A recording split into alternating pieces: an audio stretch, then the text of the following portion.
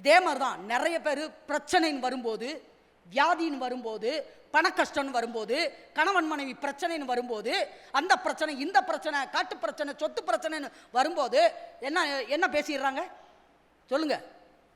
சாவு. செத்தா பரவாயில்லையே. நான் சொல்கிறேன், இதுக்கெல்லாம் ஜெபமே.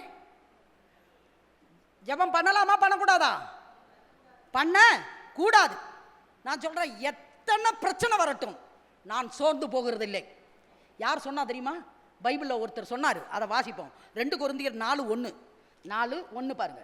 இப்படிப்பட்ட ஊழியத்தை உடையவர்களாகிய நாங்கள், எல்லாரும் சத்தம் போட்டு வாசிங்க.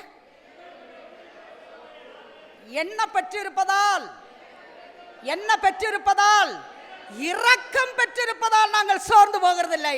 எத்தனை பேரால இந்த காலை வேளையில சொல்ல முடியும்? நாங்கள் இரக்கம் பெற்றவர்கள், நாங்கள் தேவனுடைய இரக்கத்தை பெற்றவர்கள். நாங்கள் சோர்ந்து போகிறது, நாங்கள் சோர்ந்து போகிறது. பவுல மாதிரி பேசணுங்க, பவுல மாதிரி. அவர் பவுலு, நான் அப்படி இல்லை.